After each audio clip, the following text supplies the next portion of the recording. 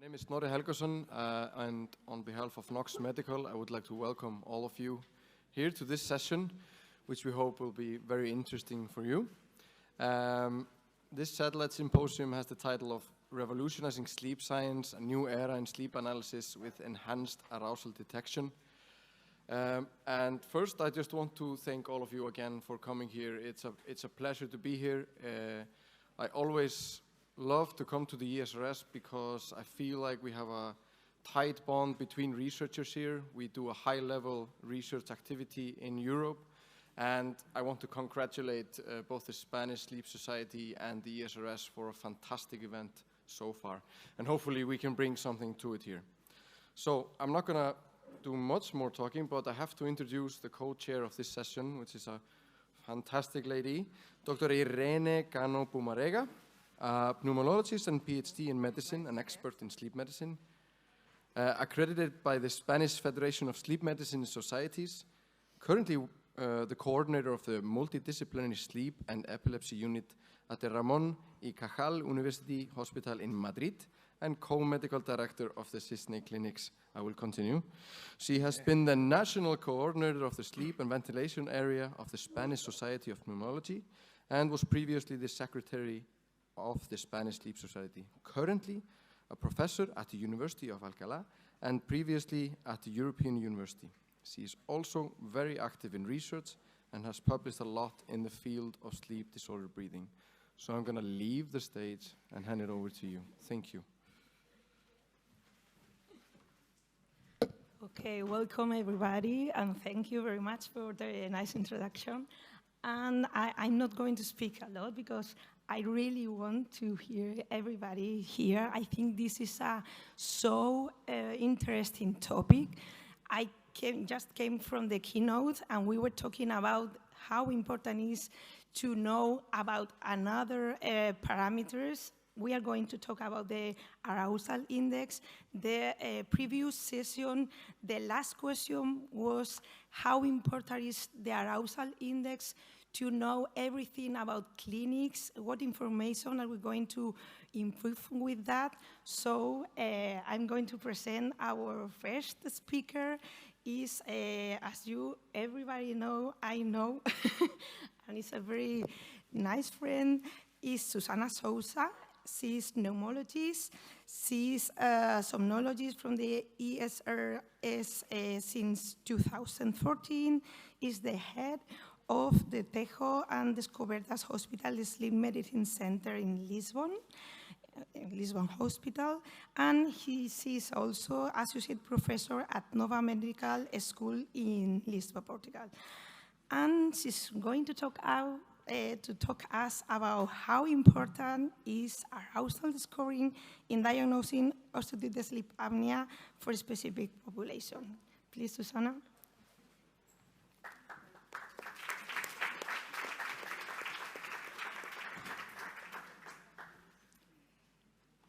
Good afternoon for everyone. I would like to initiate by greeting everyone in the room and my colleagues at this session, and to thank for this nice invitation. And in fact, one of the critical aspects of diagnosing sleep apnea is arousal scoring. And my task for the next 15 minutes, I hope, is to explore how it can be the key for a better diagnosis and a better treatment, and how it can or it could influence specific populations. So this is my agenda for the next minutes.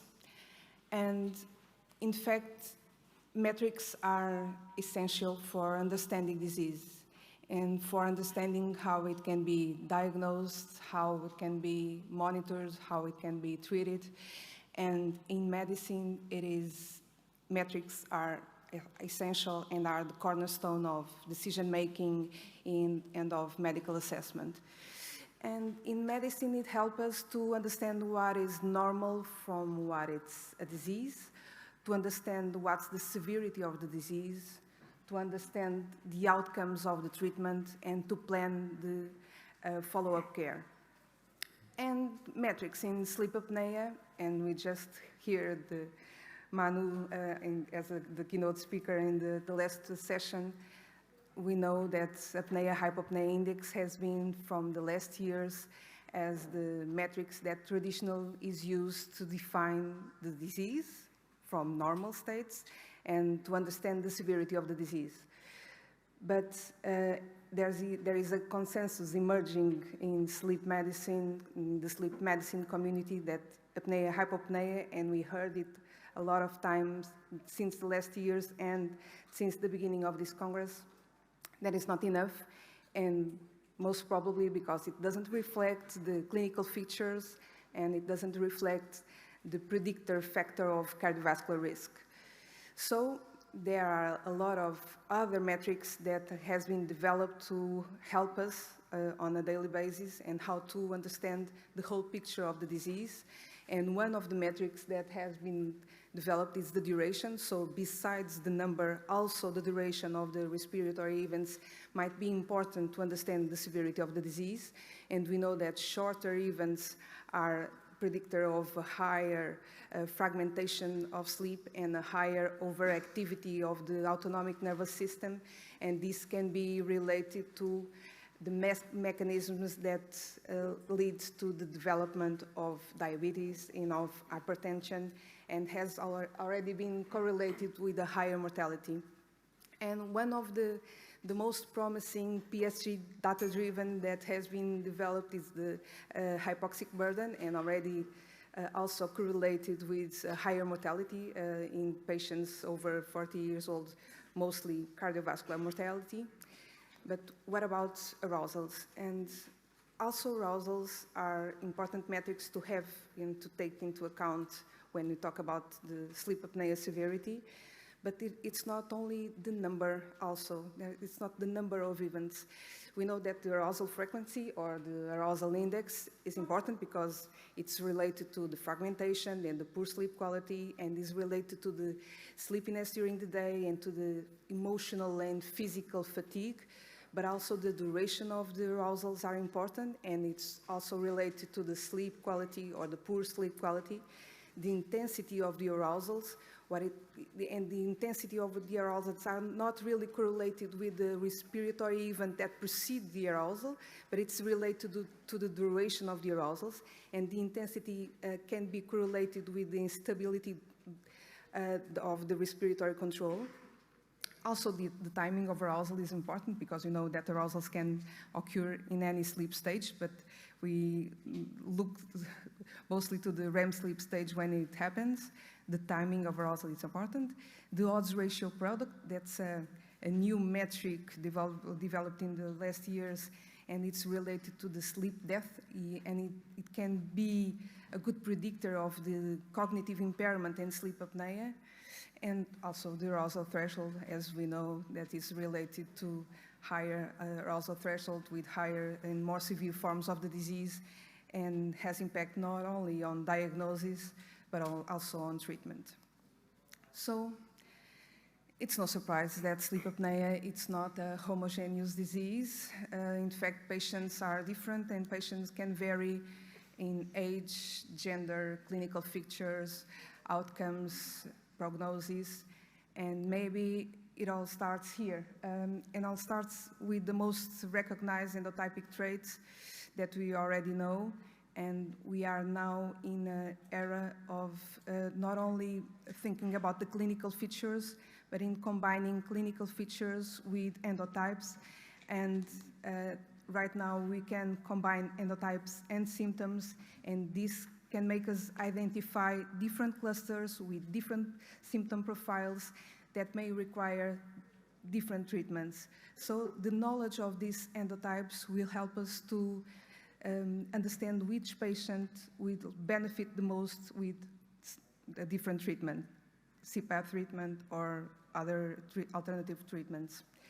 And getting into the title of our presentation today, and starting to speak about specific populations, this recent work and really nice work published in August begin to talk us about these different kind of populations and the impact of gender and age also in our sleep.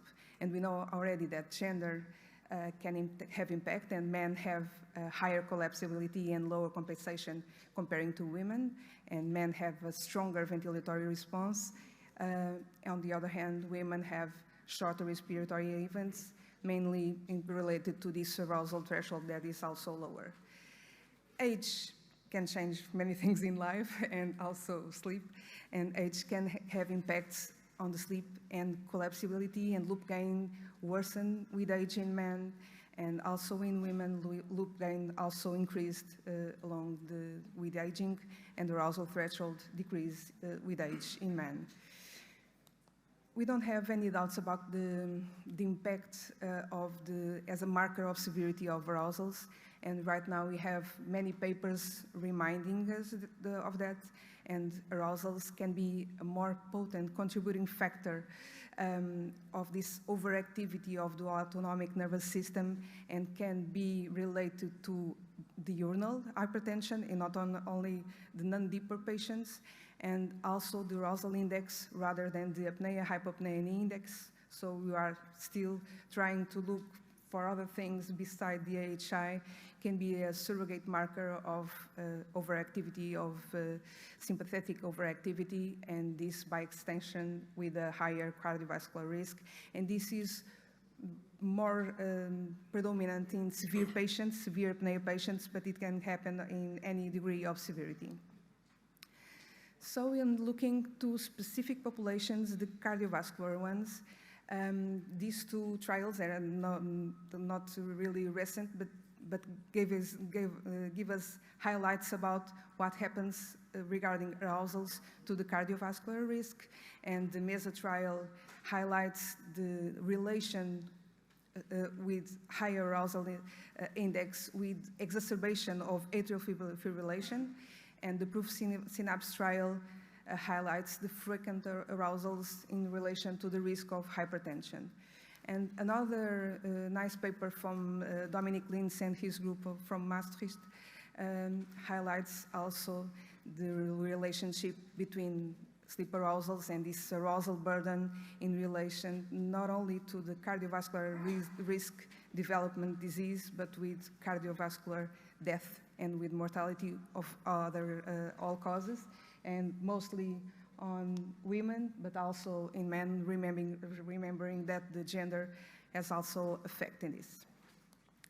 So let me conclude bringing some of our data from our group that we are making this study with the collaboration of Nox, and we have already 89 patients, consecutive patients with atrial fibrillation, paroxystic or permanent, and they are consecutive patients. So they are mostly non-sleepy patients. They were referred to our department because of this trial, and they performed the ambulatory PSG, and we have all patients with atrial fibrillation and all patients with at least an AHI above 5.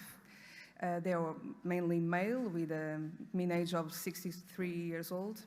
And also in our population, there were significant differences between the arousal metrics, with men with a higher arousal index and a higher arousal threshold.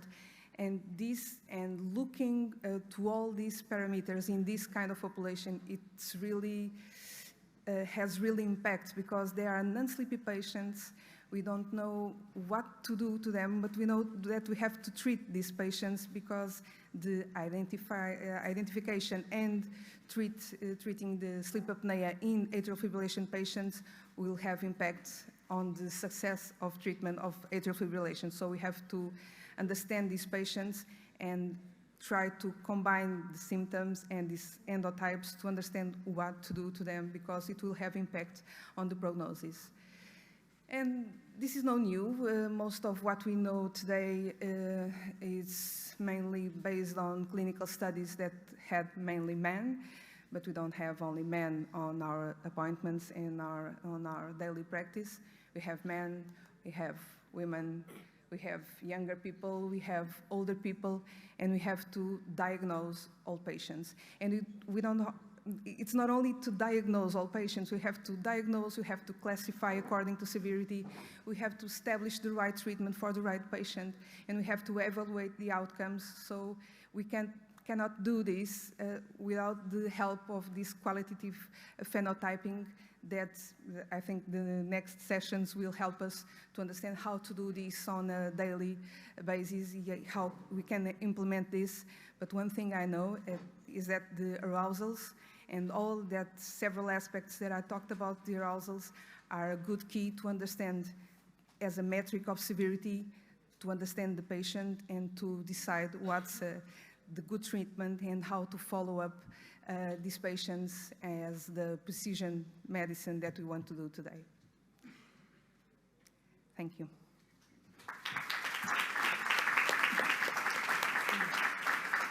Let me introduce you now Dr. Jón Ágústsson.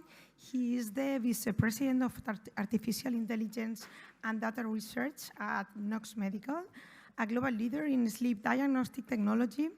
In this role, he leads an interdisciplinary team of researchers to advance sleep medicine by developing novel methods of analyzing data recorded during a sleep study.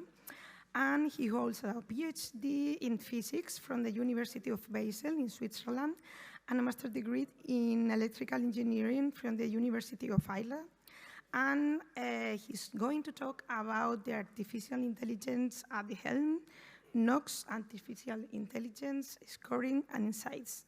Please, Jón, thank you.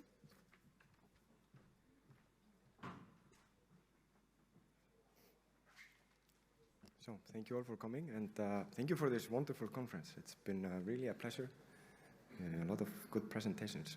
So I'm going to start talking just about artificial intelligence in general, and I like to start in a place where it's probably more comfortable for most of you, less comfortable for me. But if you think about the story of scoring sleep from EEG, and I think it's a great analogy to how we approach machine learning. You can imagine in the beginning, when Raksha and Kales were coming up with classifying sleep stages, that they were probably poring over printouts of EEGs, and they hadn't established any rules yet. So they would probably take printouts that looked similar or had some similar characteristics and put them together into separate piles. And then afterwards they would look at the piles and try to figure out if they had any meaning. When we do machine learning, and in particular in this case, this would be called unsupervised learning, and even clustering. So what this means is that you have some data, you find some commonalities in the data, you cluster them together, and then you try to figure out what the clusters mean. What they probably did once they had their clusters and had figured out what they mean, they probably took out examples of their EEGs. Maybe they wrote down, this is wake, this is REM, this is N1 or something like this. And they probably went to their colleagues and they said, showed their colleagues, look, this is an example of what a wake epoch looks like. And it's written on the paper, this is wake, you can see it here, and this is a REM, and this is something else.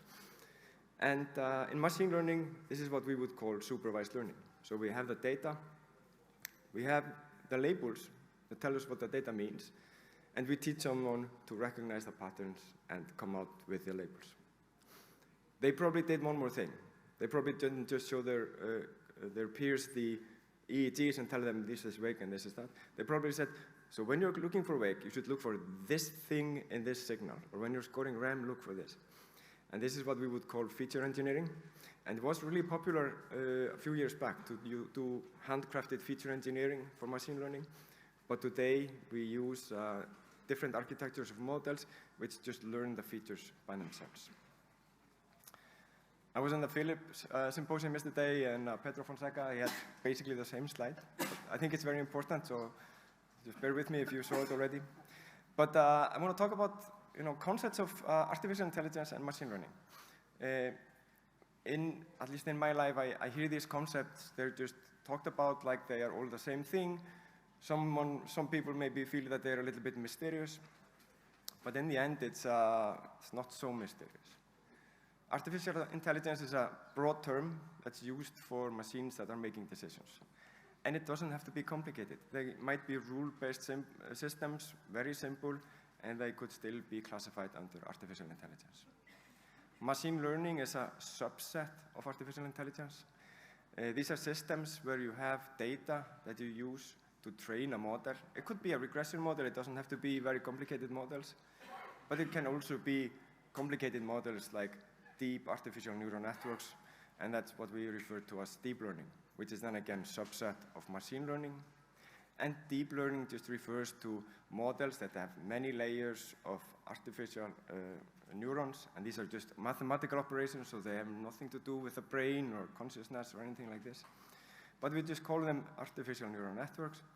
And examples of this is, for example, convolutional neural networks that we use, and these are the networks that learn the features themselves. Or, for example, transformers, which are actually the T in GPT. If we look at about the differences between programming and machine learning, so in programming, we know the rules. So there's a programmer that sits down and they write the program, and that's a set of rules that is then applied to a data. And then you apply these rules to the data, and you come out with an answer. In machine learning, we do it a little bit differently. So we have data, and we have the labels. So for example, we have the EEGs, and we have the scored sleep stages. But we don't necessarily know the rules. I mean, of course, we know about the ASM manual, but those of you who score sleep studies, you probably appreciate that just reading the manual is not sufficient to score sleep studies. I mean, there is a lot of training, and there's a bit of art to it. So programming the ASM manual has been tried many times. It's not a great method. But what works much better is just to collect large data sets, which are manually scored, and you just show this to the model, and you tune the model, and it starts to pick up a behavior which is similar to what a human would do. And then you freeze the model. So you stop training it. It's not learning anymore. And you apply the model to new rules, to new data, to get new answers. And this is typically what we do in our medical devices. So what we do in AI medical devices is a few things. The most common thing is to automate manual work. So this is, typically automating sleep scoring or arousal detection or something like this. With artificial intelligence, we can also extract information from sleep recordings, which may be difficult for humans to do. And in our example, and I love this in the keynote with Maria Snorri yesterday, she asked, why don't we use respiratory signals to score sleep, to score REM sleep? We've been doing that for 5 years or so. There are no ASM rules to do this, but this is something that a machine learning model can easily do. Sometimes when I talk to people, I get a feeling that they believe that AI models, they just continue to learn forever. But that's not how we implement them into medical devices. And from a regulatory point of view, it would be a headache to manage a model that's changing over time. Because for a medical device, we have to show that the device is safe and effective, and we have to validate that. And if the model is changing, we would have to rerun the validation. And we've heard from the FDA, for example, that they are not big fans of models which are changing over time. Another important thing also is that you can have AI which is giving results automatically. So this is like my Apple Watch, which is scoring my sleep, and I have no access to see the raw data or make corrections. Or what we rather do is to make the raw data available and give a human in the loop the possibility to review the scoring and correct it. So just emphasizing that, freezing the models and keeping a human in the loop. So the landscape of AI medical devices is changing rapidly, and I think the most important thing is that regulators are catching up. We have, for example, from the US, Canada, and the UK, what they call the good machine learning practices, which are like 10 bullet points which are important to keep in mind. We have also guidances and standards in Europe for applying risk management to AI devices. And with the new EU AI Act, there is a lot of new standards coming into place that we have to comply to ensure that our medical devices are safe and effective from a clinical point of view, but also from data security and cybersecurity. At Nox Medical, we have these two main lines of products, which are the PSG recorders and everything that goes with it, and the home sleep tests. We've implemented, and it depends, of course, on your markets, what is available, but we have implemented sleep staging, arousal scoring from EEG data, and also sleep staging from respiratory signals. It's been in our software for quite some time, and the goal is really to bring more capabilities to the home sleep tests so that we can actually get an accurate picture of how people sleep in their homes. They can do the tests more than one night, and we just heard from a keynote earlier that that's very important. And just getting more information from the home sleep test without placing extra burden on the patient.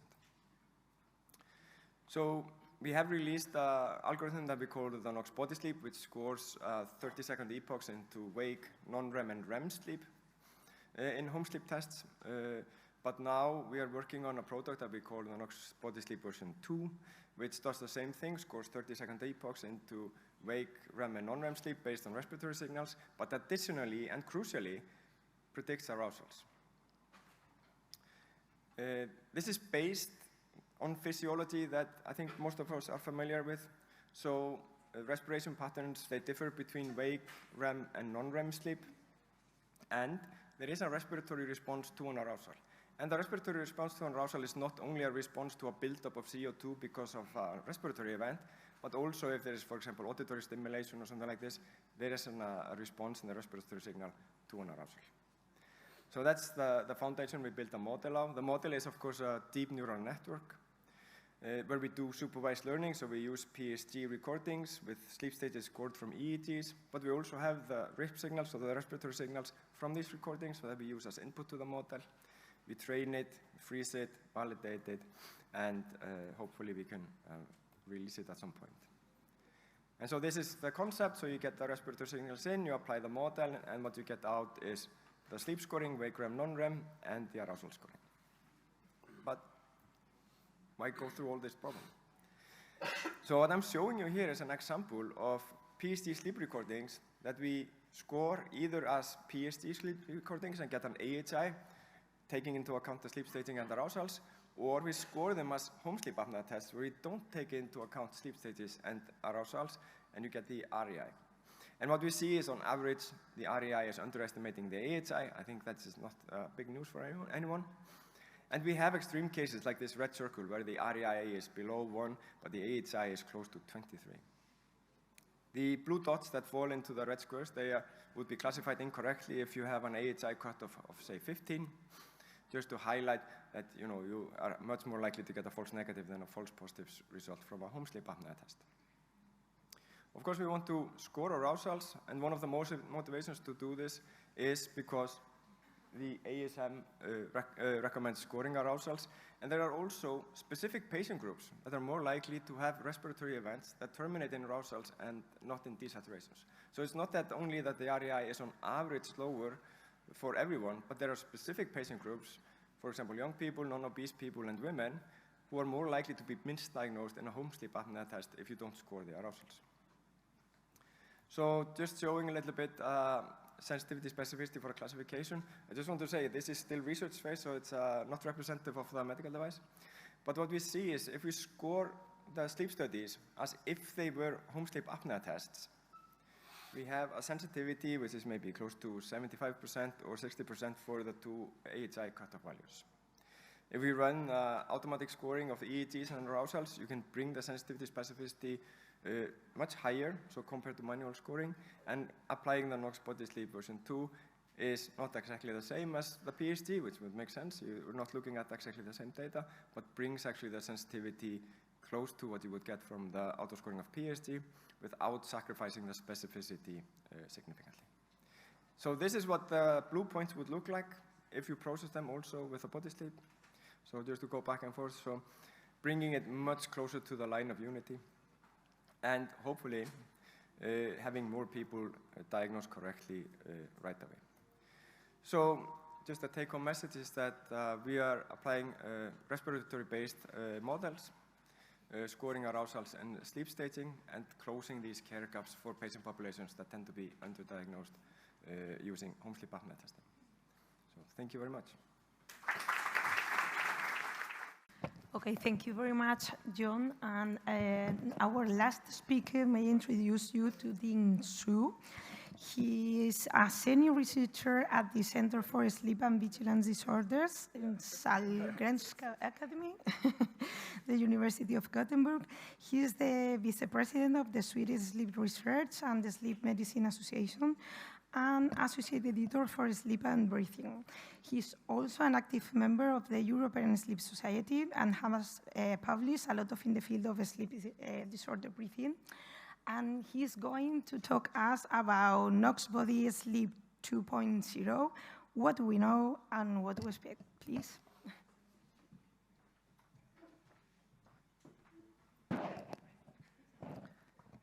Hello, everyone. It's great to be here. Thank you very much for the invitation. And my topic is a little bit provocative because I feel like, after two excellent speakers, I don't have too much to add, actually. So I have to be a little bit think outside the box.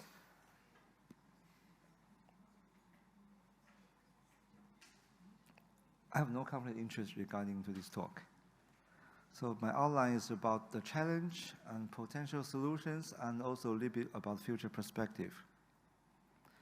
So this is the second day of ESRS meeting. So I guess now you have overwhelming information about AI now. So I will not bore you with that. But I just want to make a statement here that now computers are transforming medicine nowadays. So this is the fact, actually. It's happening now, not in the future.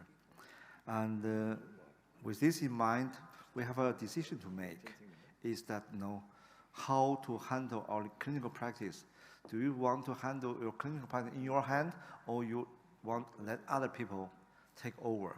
So the topic, very nicely illustrated by this expert consensus, is that they want to drive the bus, and they don't want to ride the bus. So this is the topic today. So we want to ride the bus, then you to leave the room. If you want to drive the bus, you have to stay here. Background. So I'm not sure whether Europe, this is widely used. This is really the practice guideline in America. It's called International Classification of Sleep Disorders. It's a little bit false title because it's US based, mainly for the US market, but now they call it international. But they still have some sort of weight because it's really comprehensive. It's really widely used in many countries. And last year, they published a new version. It's called the ICSD-3-TR. This is a very awkward title, actually. I really don't like that. But why I think this is important to mention is that they changed the definition of sleep apnea. Okay, so to the left side is the ICSD-3, and right is ICSD-3-TR. And as you can see here, first, the new guideline removed the fourth criteria of sleep apnea diagnosis, criteria A. So they no longer consider type 2 diabetes, hypertension, other cardiovascular morbidity is part of our diagnostic criteria due to lack of evidence support this claim. And in addition, they're trying to introduce more differential diagnosis, really trying to focus on that the disease is really sleep disorder breathing related rather than due to other comorbidity condition. So this type of background gives us a new challenge here, which means that we need to think about a little bit more about our clinical practice nowadays. What is it about? We need to have AHI accuracy. We have to secure differential diagnosis. More importantly, we have to think about how to put sleep back to our sleep studies. Because if the patient claim a lot of sleep disturbance and a lot of symptoms, you really would like to check their sleep structures, see whether there's a sleep fragmentation, rather than whether there's ODI 4%. You know this already, and I will not say more about this. This is a fundamental difference between PSG and polygraphic recording.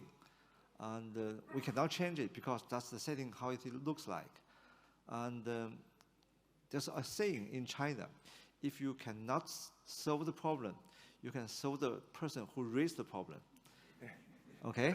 So our strategy is, can we change hypopnea scoring criteria, go back to the 4%, and then we solve the problem. Actually, ASM did the same thing. They built a task force of that. in 2022. And they really trying to investigate whether there's a pro and con regarding HI3A and HI4, which is 3A means that you take into consideration of 3% desaturation for hypopnea and as well as arousal. But for the HI4 is mainly 4% of desat, for hypopnea definition. And what they conclude is the following, very important. I have to read this out because this is something we have to keep in mind. Use the H3A hypopnea definition in adults, result in a greater likelihood of diagnosed OSA in symptomatic younger individual. We are talking about subjects, patients less than 65-year-old. They are not younger, they are mid-age. Okay? And women who may benefit from treatment but would be excluded using the HI4 definition. So this is very important conclusion based on the task force. Based on this, ASM, they modified their scoring criteria. In specific, they changed the labeling from acceptable to optional. So this is very big change from my perspective. That means they are recommending while using HI3A in your daily practice. Just for a very special location, you still can use this for their reimbursement purpose. How about Europe? So we're fully aware there's a discrepancy between PhD-derived HI and PG-derived HI. And we have a lot of young, smart people in the room, and also we have a lot of smart people in the Sleep Society. So this is a smart group. They come with this proposal. And this is the risk testament in Belgium, and they found actually, based on their clinical cohort, the best cutoff to initiate CPAP treatment is PG-based AHI8. It's great because they can show in a very cost-effective manner. But there's one thing that I would like to highlight is this analysis is more or less based on their referral. So basically, the referral pattern really more or less decide that he has this type of cutout suit for his patient's group, but probably will not apply to your cohort if you come from a primary care or you are working in the very advanced university sleep lab. So this is something we have to keep in mind. And there's another approach from the European Respiratory Society. So they built up the task group and they created this guideline for HICT in Europe. What they conclude here is that for adult OSA, let's go for HI10. For pediatric OSA, if you use HICT, maybe consider HI above and equal to 3. So this is the guideline that published a couple of years ago. So with this in mind, you can see that we really have some sort of description in the field that we're trying to solve the problem, but it's not in a very efficient way. There will always be the trade-off. There will always be confusion. So from my understanding here is that rather than we trying to create a guideline for PG, maybe it's better we move PG back to PSG, move them back, and then maybe we have a better chance here. So we avoid this type of discussion all the time, especially in the ISATA cohort. And I will not talk more about why we need to put sleep back to sleep study. I just want to show these slides because you show a very old slides. I want to show the same. And when we first discovered sleep apnea, it's indeed a sleep apnea syndrome. It's indeed about apnea during sleep. So it's very important that we keep this in mind and try to think about sleep as well as intermittent hypoxia during the night. So what's the solution here? This is not the solution. This is a solution. And Nox BodySleep 2.0 is based solely on rebuild technology. It's a little bit different compared with traditional polysomnography recording and polygraphy recording. They use this deep learning approach, trying to create based on the input, and they create an output. So I will probably have to skip it because I'm really not into this, but I still want to read out. So basically, they have these 9 on consecutive 30-second rip signal epoch, and then they put into this well-trained NBS2 module, and the output is the probability of sleep stage, wake, REM, non-REM, and arousal of the central epoch. It's the central epoch. And then, based on the probability, and then they score whether it's REM sleep, non-REM sleep, or wake, with the highest probability. For the arousal, is the probability exceed a specific threshold for at least 3 seconds, which is in line with ASM criteria. So this is how it works. And internal validation show that the result quite promising. And the sleep stage classification, you can see the confusion matrix show good performance, and as well as arousal detection. And as you may aware that there's a big interscore variability regarding arousal. So I consider this confusion matrix acceptable. Not excellent, but acceptable. So indeed, this is another type of analysis. Look at the sensitivity, specificity, and also the accuracy. In general, you can see sleep stage is more or less in the above 90, and for the arousal classification is in the order of 80. So I consider this is good. Congratulations, Snorri. Future. The future actually is pretty blurry, I would say, because I have no idea, because we have an exposure of all different type of new technology coming into our field. We have a booming of different new treatment strategy come to our field. This is really exciting period of time since I'm in the field. And we have a new understanding of how sleep apnea developed. This is my model. Probably it's not as popular as the rest, because I always want to start with sleep-wake transition. So basically, the first thing you encounter is that due to the sleep-wake transition, you reduce your muscle compensation because you disconnect with your wake stimulant. And later on, really depending whether you have upper airway capability, high capability or low capability, and with proper muscle compensation, you can develop either normal breathing, flow limitation, or you further develop sleep apnea. By that time, loop gain and arousal threshold take into play, and they will more or less decide arousal sleep apnea severity, but they are not going to decide whether you will have sleep apnea or not. If you have a purely high loop gain without upper airway capability, you develop central apnea. There are other approaches trying to capture this endotypic trace. So this is a paper just online by my friend Robert Thomas and his group, and they developed a similarity index. Just purely look at the respiratory trace to see whether we can get some idea about loop gain from the respiratory trace. What they show here is that with certain threshold with similarity, they can indeed there's an association between the loop gain calculated by the algorithm by Scott in Boston, PUP method, as a gold standard with their self-similarity calculation. So you can see there are other approaches out there trying to capture the endotypic trace. And however, the most comprehensive one, you have to use PSG. You have to have sleep staging, you need to have arousal detection. Ideally, you even need to have a arousal duration to really can mark the correct period of vascular response to arousal. And then you got good calculation, you can really see nicely, see different type of endotype of patients. But now we have a new scenario here. We have a polygraphy reporting which can be T3S with BodySleep 2.0. With another established method, POPI, we have the possibility to create a PG-based OS endotyping.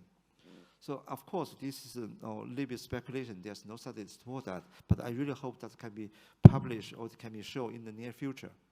So in conclusion, I would like to say that time is changing. Knowledge in sleep disorder breathing has been gained at a faster pace than ever. And the transition from traditional medicine to personal medicine require accurate assessment of OSA and understanding of OSA pathogenesis. I do hope Nox BodySleep 2.0 may help to gain maximum value from home sleep apnea testing for better understanding of the disease and improve patient care. Thank you. Okay, thank you very much. All the speakers were really, really interesting. If anybody wants to ask something, there's a microphone over there. And while somebody takes there, I was going to ask you how important is to have a really good signal in the sensors to acquire of this technology? Yeah, I can take it. It's very important. And especially when you start to apply these kind of advanced analytics, going beyond just recognizing respiratory events, but hypoxic burden, endotyping, or scoring sleep stages from respiratory signals, the specifications and the criteria for high-quality signals becomes much more important. There are questions. Yeah. They're in the back. Go over there. Yeah. Thank you for this presentation. I just want to make a comment about riding the bus. We all want to ride the bus. We just want to make sure that the bus is safe, and we need to know who's driving it, and that's very important.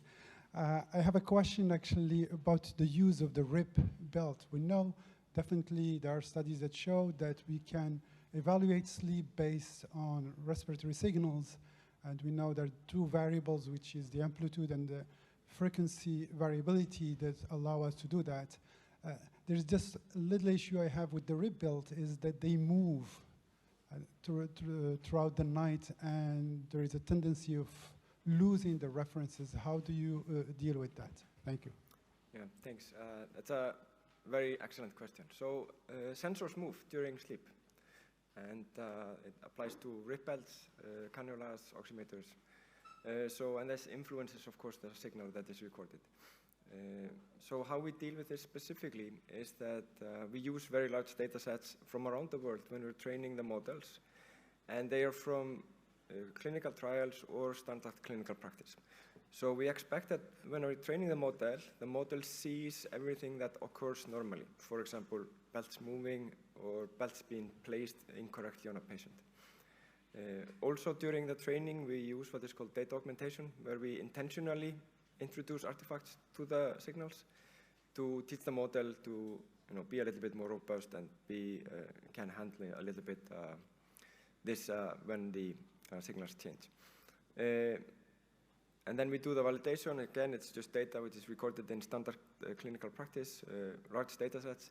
So the aim is really that the validation results that we get in the end are representative of the performance of the device out in the real world. But what I mentioned, I think it's super critical, is that if you have crap data, you will get crap results. And that's why it's so important that a human can actually have access to the raw data and determine if they think the data is of the quality that they can believe the results that comes out. We've tried this to measure data quality automatically, and it's really, really difficult. So we have not managed to crack that to do it fully automatically. So we just try to make the models robust and then make the raw data available for someone to check and make sure that the results are believable.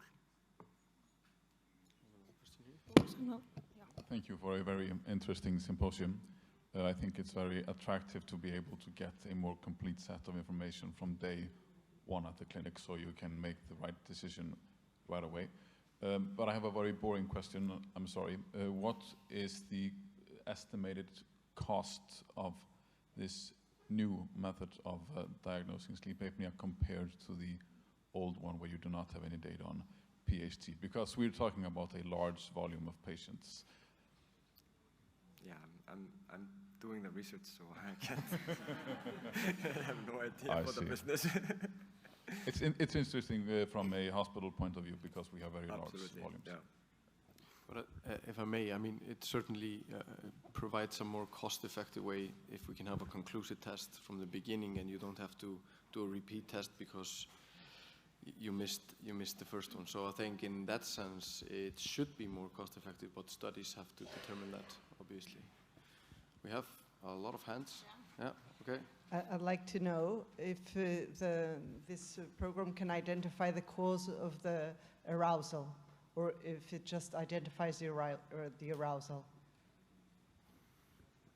So when you say identify the cause of the arousal, are you wondering about like respiratory related arousals, or yes, arousals related to periodic limb movements, or? Exactly. Yeah. So short answer is no. So the Nox BodySleep is not trained to output this, just the arousal events. The association to other events can then be done in post-processing. So if you have scored respiratory events, then it's easy to associate them to the arousals afterwards. For the periodic limb movements, that's just something we haven't looked into for home sleep apnea testing. But I could imagine that if the arousals are correctly scored and there are limb movements, then the association can just be done in post-processing. But that's not something that we are. So now we're just focusing on getting the arousals scored. And while the microphone is coming over here, and what happened with children? They have so different respiratory pattern during their childhood. Yeah, exactly. So it's a great question, because what's the intended population? It's developed to be used with adults, so it's trained on data from adults and validated on data from adults. We haven't tried anything with children, neither training or validating on data from children. But of course, children's bodies, they are just so different. So they're evolving. 2-year-old is not the same as a 16-year-old, and a 16-year-old may not be the same as a different 16-year-old. So it's opens up like several dimensions of complexity that we just haven't looked into yet. Hello.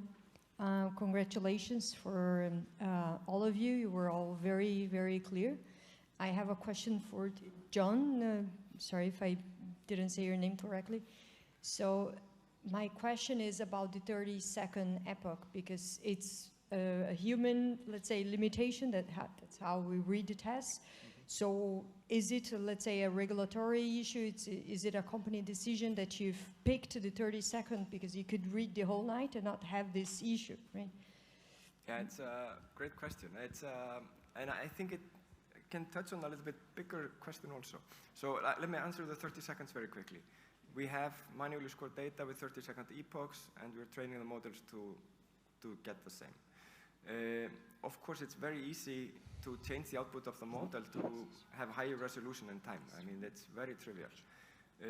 But then you also mentioned, is it a regulatory concern? And for example, towards the FDA, it's much easier to come with a medical device which is similar to something that's already been in the market, rather than trying to come with something new into the market. But then, and this is where it gets very interesting, when we are changing how we do medicine, and sleep medicine in our case, because that's our field, we need everybody in this room to collaborate so that we can come with something that is meaningful. And I think for us as a vendor to come out with something new, it can be new and exciting, but if the clinical use and the clinical implications are not understood, then the value may be questionable. So it's, and that's where we need the collaboration between technology and clinical, so that we can actually make the progress. Have you ever done any studies doing using the 30-second epoch and without any epoch at all, to see if it makes any sense? Let's say we have epochs sometimes that you're half and half, right, in sleep stages, and you're trying to figure out which one is like 51%.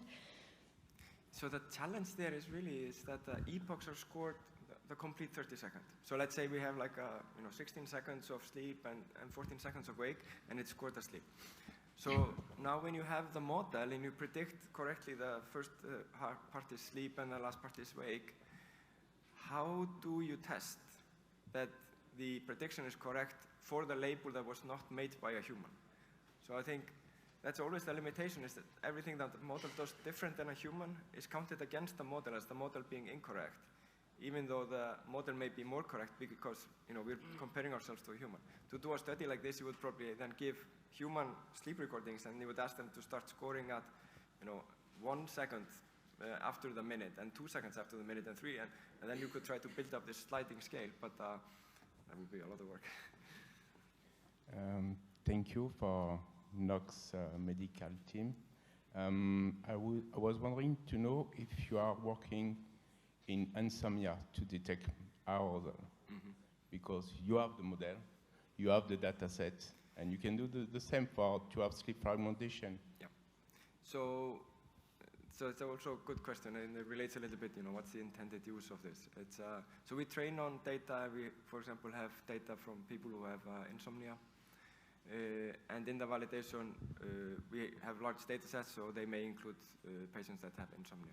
One of the things that we do in the validation, and I can't show it to you because it's a little bit too early, but is that we pick out specific patient subgroups, and we try to look, how does the medical device perform for those subgroups? And if I may take a little bit more extreme example than insomnia, so let's think about narcolepsy. So if you have a sleep scoring model, it's scoring sleep, and it's trained on patients that have sleep apnea. The sleep scoring in those patients is likely to be different than the sleep scoring in the narcolepsy patients. It's not only that they sleep differently, but the human who is scoring them will probably also approach them differently. So when you have, we try to include as broad populations as we can in the data. But if you have conditions which are very rare, then they may be underrepresented, and you should be maybe careful applying, the devices to those kind of populations. For insomnia, I think I can't say, but we'll have the data when we have it. And Susana, for a clinical point of view, do you also, as we have here a multidisciplinary audience, do you also have the feeling that we are missing some patients that their main complaint is not the snoring, the apneas, or the fragmented sleep, and we are not really classifying or diagnosing them correctly, and then after they are a very good, they have a very good response to therapeutics as the auto-CPAP and so on?